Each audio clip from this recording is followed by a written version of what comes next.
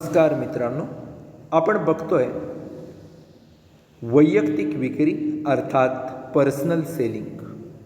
मित्रांनो, वैयक्तिक विक्री किंवा पर्सनल सेलिंग म्हणजे काय? तर वैयक्तिक विक्री ही विक्रीमधली सगळ्यात जुनी अशी पद्धत आहे.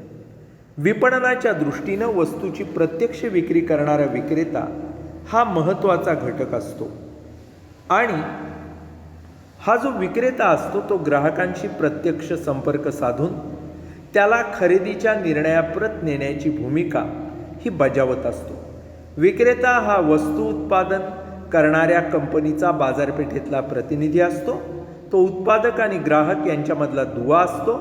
व्यक्तिगत विक्री हे उत्पादित वस्तूच्या संभाव्य ग्राहकाशी व्यक्तिगत संपर्क साधण्याचं एक प्रमुख साधन आहे. काय आहे या वैयक्तिक विक्रीची व्याख्या? तर विक्री करण्याच्या हेतूनं एका किंवा अधिक संभाव्य ग्राहकांशी केलेला तोंडी वार्तालाप म्हणजे व्यक्तिगत विक्री. संभाव्य ग्राहकांशी व्यक्तिगत संपर्क साधून त्यांना आपल्याच वस्तू, आपल्याच सेवा खरेदी करायला प्रवृत्त करणं आणि ग्राहक म्हणून टिकवून ठेवण्यासाठी प्रभावी संदेशवहनाचा अवलंब करणं म्हणजे व्यक्तिगत विक्री. प्रभावी विक्री जर करायची असेल तर त्याच्यासाठी अनेक कौशल्य ही गरजेची असतात. वैयक्तिक विक्रीमध्ये विक्रेत्याची कार्यक्षमता काय आहे, त्याच्याकडे कोणती कौशल्य आहे याच्यावर वस्तूची, सेवांची विक्री अवलंबून असते. त्यामुळं त्यांचं व्यक्तिगत प्रभावी आणि आकर्षक असं व्यक्तिमत्व असणं गरजेचं असतं. त्यांच्या अंगी चांगल्या किंवा आदर्श विक्रेत्याचे गुण असावे लागतात. वस्तूची विक्री जर घडवायची असेल तर आवश्यक असणारे सगळे गुण हे विक्रेत्याच्या अंगी असणं गरजेचं असतं. त्याला चांगला किंवा आदर्श विक्रेता असं तरच आपण म्हणू शकतो जेव्हा त्याच्या अंगामध्ये चांगल्या प्रकारचे शारीरिक, मानसिक, सामाजिक, नैतिक, शैक्षणिक असे गुण असतील, कौशल्य असतील. मित्रांनो, वैयक्तिक विक्री करण्यासाठी एखाद्याला प्रभावी वैयक्तिक विक्रेता बनायचा असेल तर त्याच्याकडे कोणती कोणती कौशल्य असली पाहिजेत ती आता आपण बघूया. प्रामुख्यानं त्याचं वर्गीकरण आपण 4 विभागांमध्ये केलेलं आहे. पहिले आहेत शारीरिक गुण, दुसरे आहेत मानसिक गुण, तिसरे आहेत सामाजिक गुण आणि चौथे आहेत शैक्षणिक गुण. पहिले आपण बघू शारीरिक गुण. सगळ्यात पहिली गोष्ट म्हणजे ग्राहकांच्या मनावर विक्रेत्याची शारीरिक घडण असेल, त्याचं एकूण व्यक्तिमत्व असेल याचा प्रभाव पडत असतो. त्यामुळे काही शारीरिक गुण फिजिकल ॲपिअरन्समध्ये त्या विक्रेत्याच्या असले पाहिजेत. ज्यामध्ये पहिला गुण असतो तो म्हणजे उत्तम आरोग्य. विक्रेत्याचं आरोग्य हा एक मूलभूत गुण आहे. उत्तम आणि निरोगी आरोग्य असल्याशिवाय कोणताही विक्रेता विक्रीचं काम प्रभावीपणे करू शकत नाही. ग्राहकावर पडणारी प्रथमदर्शनी छाप हे विक्रेत्याचं फार मोठं काम करून जाते. विक्रेत्याचं काम हे मानसिक आणि शारीरिक दोन्ही दृष्ट्या कष्टाचं असतं. त्याच्यासाठी विक्रेता हा सतत उत्साही असला पाहिजे. त्याला कोणतेही रोग व्याधी असता कामा नयेत. निरोगी विक्रेता हा ग्राहकांना समाधान देऊ शकतो. त्यानंतर दुसरा शारीरिक गुण असतो तो म्हणजे उत्तम शरीरयष्टी. विक्रेत्याचं व्यक्तिमत्व हे प्रभावी असायला पाहिजे. त्याच्यासाठी त्याची शरीरयष्टी ही उत्तम असली पाहिजे. प्रथमदर्शनी त्याची छाप ही संभाव्य ग्राहकावर पडली पाहिजे. त्यानंतर असतं ते म्हणजे उत्तम वेशभूषा. विक्रेत्याचा पोशाख हा नेहमी स्वच्छ, चांगला आणि आकर्षक असला पाहिजे. त्यामुळे तो सहजपणानं, आत्मविश्वासानं आपलं काम करू शकतो. पोशाखामुळे व्यक्तीचं व्यक्तिमत्व हे खुलतं. विक्रय वस्तू जी असते तिच्या वेष्टनाला जसं महत्त्व असतं तितकंच महत्त्व इथं पर्सनल सेलिंगमध्ये, वैयक्तिक विक्रीमध्ये विक्रेता जो पोशाख परिधान करतो, घालतो त्याला असतं. त्यानंतर असतं ते म्हणजे प्रसन्न व्यक्तिमत्व. विक्रेता हा सतत आनंदी असला पाहिजे, उत्साही असला पाहिजे. त्याचं दर्शनीय व्यक्तिमत्व जे आहे बाहेरून दिसणारं ते ग्राहकावर छाप पडणारं असायला पाहिजे. त्याच्या चेहऱ्यावर सतत उत्साह दिसला पाहिजे. प्रसन्न चेहऱ्यानं फिरणारा विक्रेता हा आदर्श विक्रेता असतो. त्याच्या चेहऱ्यावर जर आत्मविश्वास दिसला तर नक्कीच ग्राहकाला त्याच्याकडच्या वस्तू, सेवा खरेदी कराव्यात असं वाटतं. एखादा चिंताग्रस्त, त्रासिक चेहऱ्याचा जर विक्रेता असेल तर ग्राहकावर तो प्रभाव पाडू शकणार नाही. या विक्रेत्याकडून आपण काहीतरी खरेदी करावं असं कुठल्या ग्राहकाला वाटणार नाही. त्यानंतर असतं ते म्हणजे आवाजामधला गोडवा. मित्रांनो, विक्रेत्याचा आवाज आणि बोलणं हे स्पष्ट आणि मधुर असलं पाहिजे. प्रसंगानुसार आवाजात चढउतार करणं त्याला जमलं पाहिजे. ग्राहकांशी किती बोलावं, कसं बोलावं याचं भान त्याला असायला पाहिजे. त्याचे उच्चार असतील, शब्द फेक असेल, याचा ग्राहकांना प्रभावित करण्यासाठी त्याला व्यवस्थित उपयोग करता आला पाहिजे. त्यामुळे ज्यावेळी आपण विक्रेत्याचे शारीरिक गुण असं म्हणतो, तेव्हा त्याचं आरोग्य कसं आहे, शरीर यष्टी कशी आहे, वेशभूषा तो काय प्रकारची करतोय, व्यक्तिमत्व त्याचं प्रसन्न आहे का आणि त्याच्या आवाजात गोडवा किंवा माधुर्य आहे का, या गोष्टी फार महत्त्वाच्या असतात. त्यानंतर जे दुसरा प्रकार, दुसरी कॅटेगरी असते ती म्हणजे मानसिक गुण. विक्रेत्याचे शारीरिक गुण हे विक्रेत्याच्या सगळ्या व्यक्तिमत्वाचा एक भाग आहे. ज्या वेळेला आपल्या विक्रेत्याचे मानसिक आणि नैतिक गुण म्हणतो, त्यावेळेला त्याचं जर परिपूर्ण व्यक्तिमत्व घडवायचं असेल तर त्याच्याकडे चांगले मानसिक आणि नैतिक गुण असणं गरजेचं असतं. काय गुण आहेत हे? तर पहिला गुण म्हणजे चिकाटी. विक्रेत्याच्या अंगी आवश्यक असणारा सगळ्यात महत्त्वाचा गुण म्हणजे चिकाटी. कोणत्याही प्रकारचा जरी ग्राहक असेल तरी न कंटाळता विक्रेता त्याच्याशी संवाद साधत राहिला पाहिजे, व्यवहार करत राहिला पाहिजे, तशी हातोटी त्याला असली पाहिजे. जर परिस्थिती प्रतिकूल असेल, अनुकूल नसेल, तर न कंटाळता काम करण्याची प्रवृत्ती म्हणजे चिकाटी. विक्रेत्याला रोज वेगवेगळ्या प्रकारच्या ग्राहकांना हाताळावं लागतं. विक्रेत्याचा ज्यावेळी ग्राहक हाताळण्याचं काम तो करत असतो, त्यावेळेला वेगवेगळ्या स्वभावाच्या, वेगवेगळ्या प्रवृत्तीच्या अनेक ग्राहकांशी संपर्क येत असतो. त्यांची सहनशक्ती ही टिकून राहणं गरजेचं असतं. त्यामुळे विक्रेत्याकडे चिकाटी असली पाहिजे. दुसरी गोष्ट असते ती म्हणजे आत्मविश्वास. विक्रेत्याला बाजारपेठेमधली तीव्र स्पर्धा असेल, इतरांकडनं होणारी टीका असेल, वेगवेगळ्या प्रवृत्तीचे ग्राहक असतील, या सगळ्यांना तोंड देणं गरजेचं असतं. अशा वेळेला विक्रेत्याकडे आत्मविश्वास असला पाहिजे. आत्मविश्वास म्हणजे काय? तर आपली कार्यशक्ती, आपलं सामर्थ्य, याच्याबद्दल असलेला आदर, याच्याबद्दल असलेलं योग्यते ज्ञान. ज्या विक्रेत्याला आत्मविश्वास आहे असा विक्रेता आपल्या वागण्यामधनं इतरांमध्ये देखील आत्मविश्वास निर्माण करू शकतो. यानंतर असतं ते म्हणजे आकलन क्षमता. विक्रेत्याला विक्री धोरणं असतील, बाजारपेठेतल्या घडामोडी असतील, वस्तूची गुणवैशिष्ट्ये असतील, स्पर्धक वस्तूंचे दोष किंवा उणिवा असतील, ग्राहकांची मनोवृत्ती असेल, या सगळ्या गोष्टींचं व्यवस्थित आकलन असलं पाहिजे.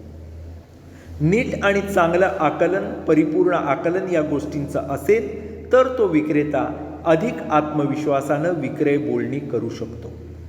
संभाव्य ग्राहकावर सुद्धा ज्याचा चांगला परिणाम पडू शकतो.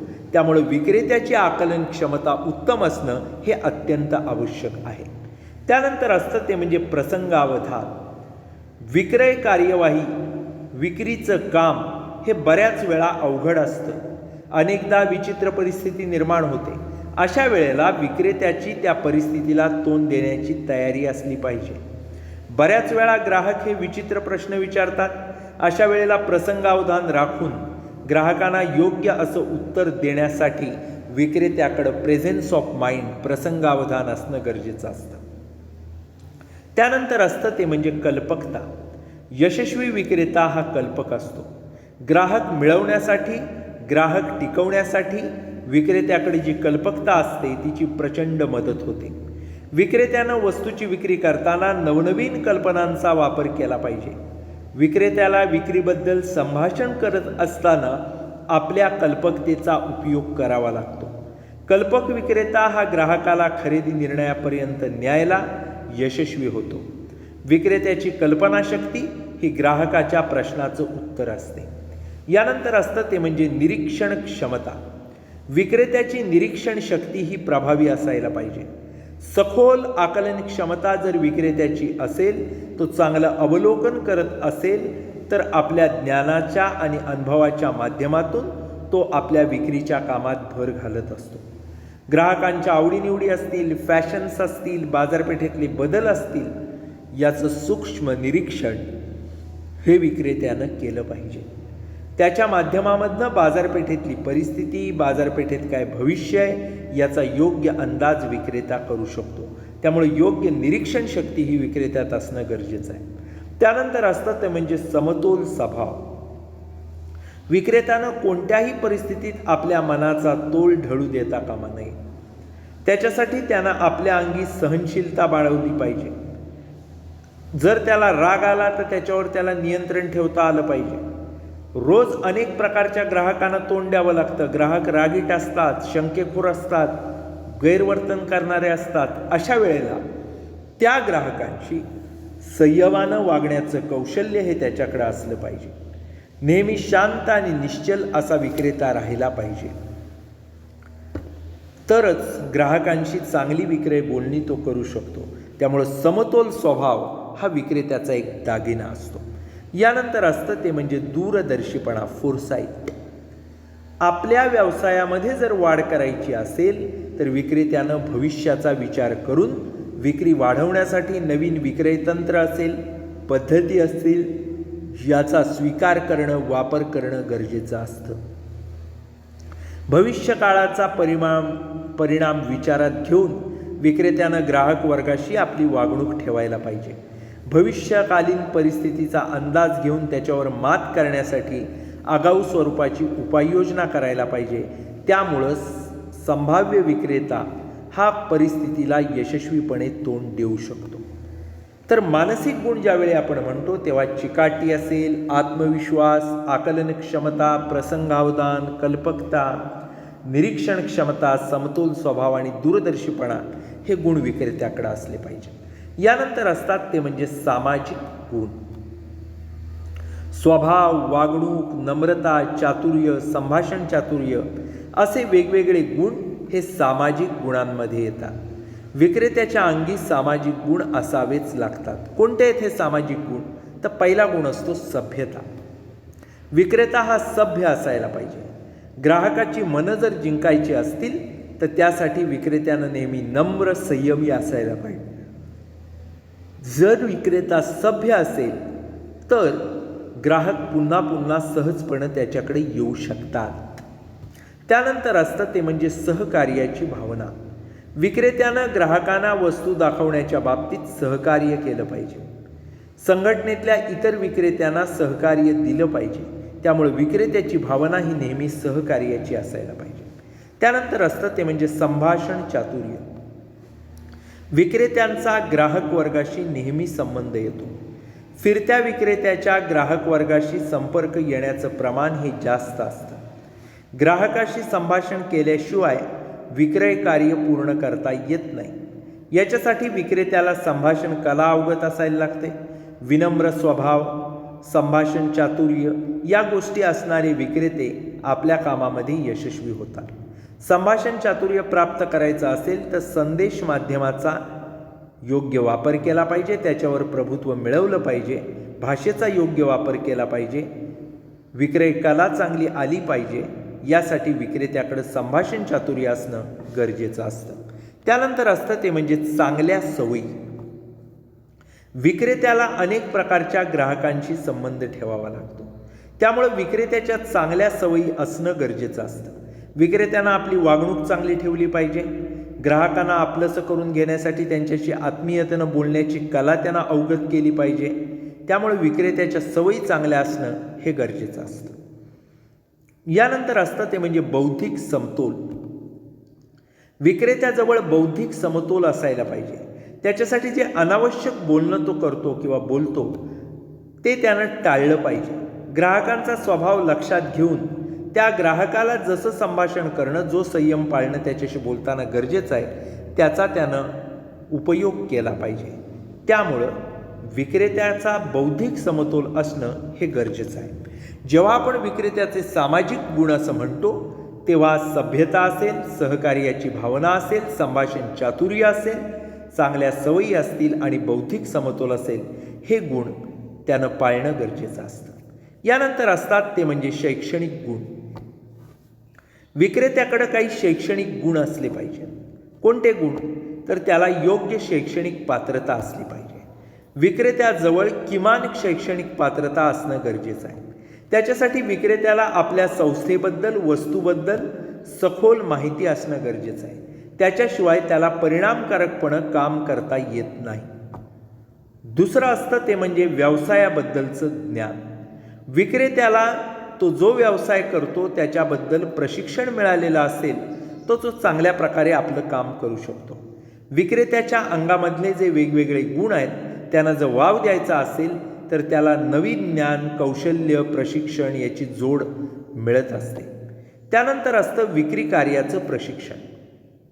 विक्रेत्याला प्रशिक्षण जर विक्री कार्याबद्दल मिळालं तर तो चांगल्या प्रकारे आपलं काम करू शकतो.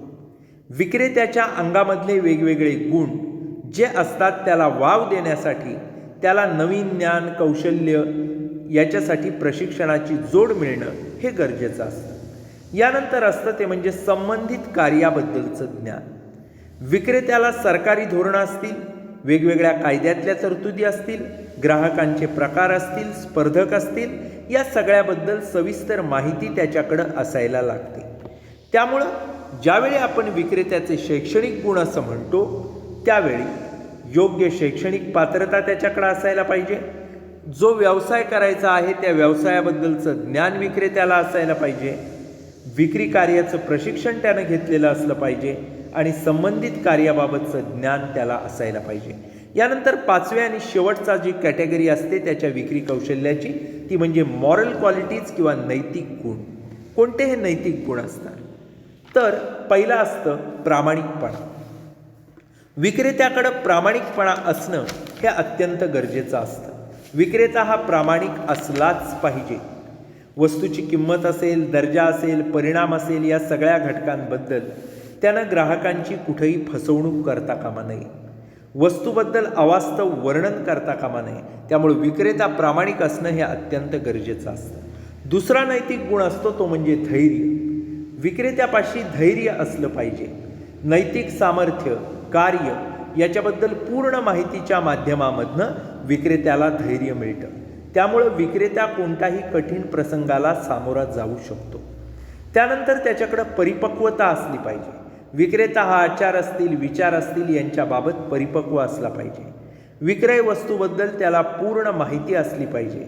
परिपक्वतेमुळं त्याला योग्य निर्णय तत्परतेनं घेता येतात. त्यामुळे विक्रेता परिपक्व असणं हे अत्यंत गरजेचं आहे. त्यानंतर असतं कार्यावर निष्ठा. विक्रेत्याला आपल्या व्यवसायावर निष्ठा असणं गरजेचं आहे. संघटनेवर त्याची सदैव निष्ठा असली पाहिजे. त्यामुळे जेव्हा आपण नैतिक गुण म्हणतो विक्रेत्याचे तेव्हा प्रामाणिकपणा, धैर्य, परिपक्वता आणि कामावर निष्ठा या गोष्टी महत्त्वाच्या असतात. मित्रांनो, या लेक्चरच्या माध्यमातून आपण वैयक्तिक विक्री म्हणजे काय, वैयक्तिक विक्री करायची असेल तर त्याच्यासाठी कोणती कौशल्य विक्रेत्याकडे असली पाहिजेत, ज्यामध्ये शारीरिक गुण असतील, मानसिक गुण असतील, सामाजिक गुण असतील, शैक्षणिक गुण असतील आणि नैतिक गुण असतील, याचा आढावा या लेक्चरच्या माध्यमामधून आपण घेतला. या ठिकाणी आपण थांबूयात. धन्यवाद.